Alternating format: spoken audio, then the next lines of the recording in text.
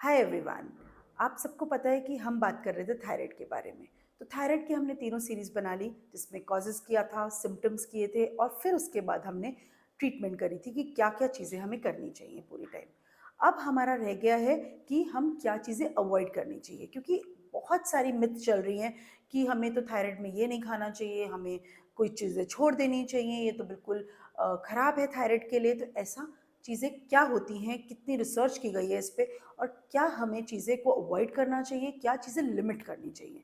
अब अवॉइड में और लिमिट में फ़र्क होता है। अवॉइड का मतलब है कि आपने बिल्कुल ही नहीं खाना, या 6 मंथ्स में एक बार खाना है, या फिर 1 ईयर में एक बार खाना है, उसको अवॉइड बोलते हैं। और कुछ होता है लिमिट। लिमिट मतलब होता है आप वंस अ वीक खा सकते हो या वंस अ मंथ खा सकते हो, तो इसको हम बोलते हैं लिमिट, लिमिटिंग द फूड। तो अब हम डिस्कस करते हैं हमें क्या क्या चीज़ें लिमिट करनी चाहिए, बिकॉज आई विल नॉट से कि आप हर चीज़ अवॉइड करो, बट आप लिमिट ज़रूर कर सकते हो थायराइड अगर प्रॉब्लम है तो फर्स्ट चीज़ आती है आपकी सोया।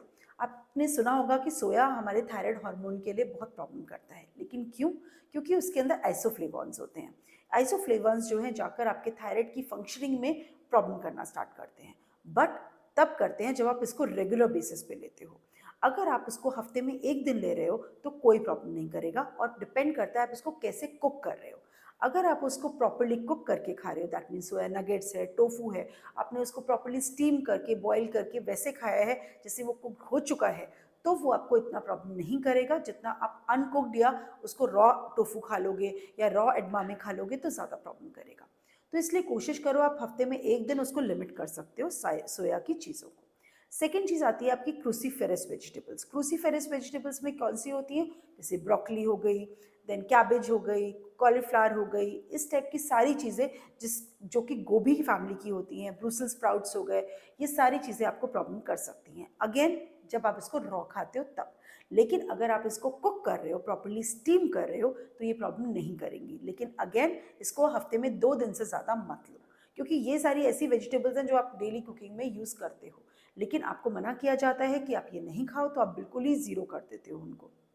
उसकी वजह से आपकी डाइट में आलू का कंजम्पशन ज़्यादा हो जाता है। तो हमें कोशिश करना चाहिए कि ये भी हम ले सकते हैं, बट प्रॉपर्ली कुक करके, छौंक के आप लोगे तो ये प्रॉब्लम नहीं करेगा, क्योंकि फिर इसके अंदर जो प्रॉब्लम वाले चीज़ें हैं वो आपके थायराइड हार्मोन के साथ इंटरेक्ट नहीं करेंगे। तो इसलिए इसको भी कुक करके खाओ। थर्ड चीज़ आती है आपकी अल्कोहल। अल्कोहल सच्ची में प्रॉब्लम करता है थायराइड हार्मोन की फंक्शनिंग में। तो उसको भी अगर आपको लिमिट करना है तो वंस अ वीक आप ले सकते हो, वो भी 30 ml, जस्ट 30 ml का पैक। या फिर अगर आपको लगता है कि आप ट्रिप पे जा रहे हो और ट्रैवल के टाइम पे आपको 3 दिन लगातार लेना है, तो आप उसको क्वांटिटी कंट्रोल करके ही लो, बट इसको ज़्यादा ओवरडू करने से आपकी थायराइड फंक्शनिंग में प्रॉब्लम कर सकता है। Then comes the fourth point, जो हम बात करते हैं कि सब लोग कहते हैं मिलेट्स नहीं खाने चाहिए।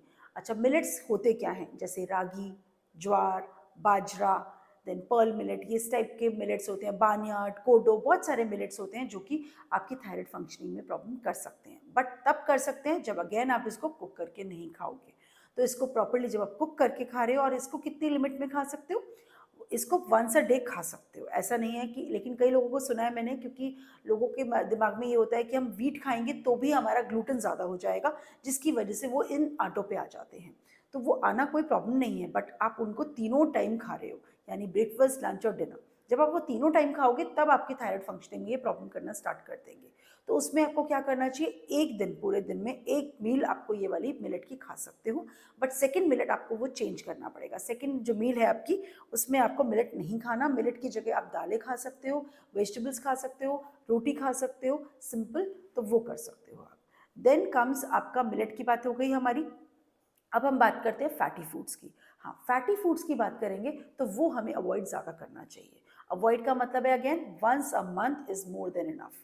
फैटी फूड्स कैसे होते हैं? जैसे कि हाई कैलोरी फूड्स होते हैं, जिसमें हम बोलते हैं मीट हो गए, मीट से बनी हुई चीज़ें हो गई, देन आपकी ऑयली फ्राइड चीज़ें हो गई, जैसे कि समोसा हो गया। इस टाइप की चीज़ें आप वंस अ मंथ ही लोगे, क्योंकि वो आपका डाइजेस्ट नहीं हो पाता, बिकॉज थायराइड जब है मेटाबॉलिज्म को स्लो करता है, तो जब वो डाइजेस्ट नहीं होगा तो आपका वेट बहुत जल्दी इंक्रीज होने लग जाता है।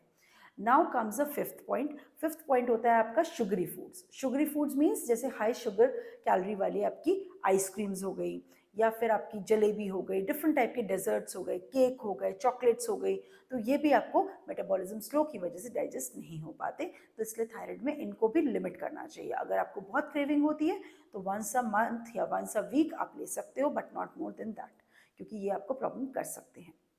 अब हमारा 6 पॉइंट आता है प्रोसेस्ड एंड पैकेज्ड फूड्स। अब आपने देखा होगा कि generally processed and package food बहुत आराम से आपको कहीं भी मिल जाते हैं, फ्रोजन फूड्स मिल जाते हैं, तो ये सब के अंदर आपका सोडियम और प्रिजर्वेटिव्स बहुत ज़्यादा होते हैं और ये आपकी थायराइड फंक्शनिंग में अगेन हार्म करते हैं। तो इसलिए आपको सिंपल घर का खाना खाना चाहिए, ना कि आपको ज़्यादा बिस्किट्स, चिप्स और इन सब चीज़ों पे नहीं जाके खाना चाहिए। इससे अच्छा आप मखाना खा सकते हो घर पे रोस्ट करके, भुना हुआ चना खा सकते हो अगर स्नैक्स में खाना भी है तो।